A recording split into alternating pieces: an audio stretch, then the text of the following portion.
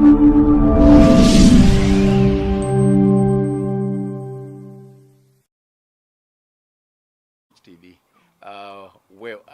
They are coded, you know, in our classification.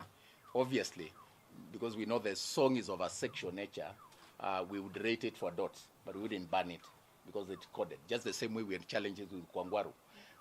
So what we would say is, for the appropriate age bracket, if it is rated and it is being shouted in the right place, we have no problem.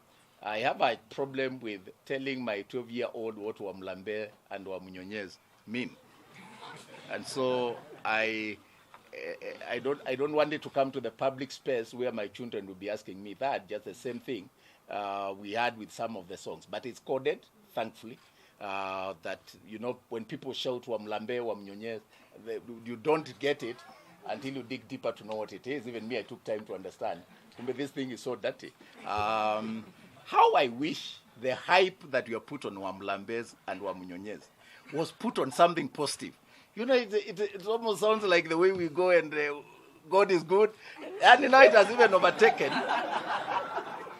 what we use normally as our way of warming up to one another. I wish they were as creative with something that all of us can use. Because I'll tell you the truth. You cannot shout Wamlambez to State House, at State House.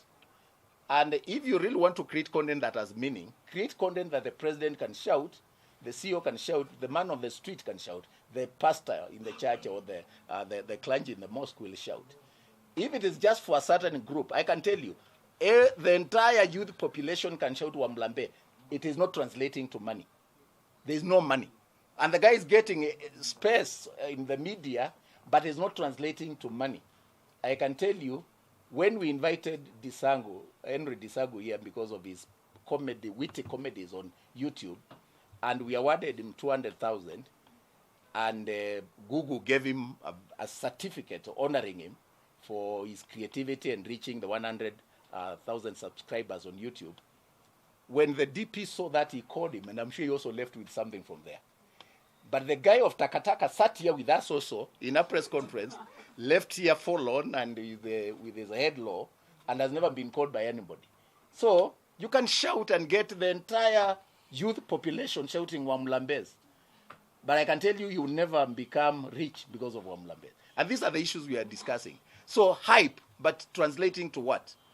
If it's the hype that as a parent I cannot shout to my child, it's a hype the president cannot shout about. It's not good hype. It is hype leading to destruction. And I wish it was translating to money. Then we would be having a meaningful conversation. Just like I've said, every book can reform. You've seen what Diamond has done now with a hit song, Kwangwaru, turning it into something praising patriotism and the beauty of Magufuli's leadership and of the country Tanzania. I wish that guy can now know that he can do something and give us something like a national pride that we can all shout together. I can only shout it here because you have mentioned it. But it's not something I can shout before people I respect. So meaning it is only to a certain group of people. In fact, the ones who are complaining they have no jobs, so they will not pay him. They will not translate that into money. Yet that sounds like such a catchy phrase. If it was popular and creating money, then that boy would never be the same again.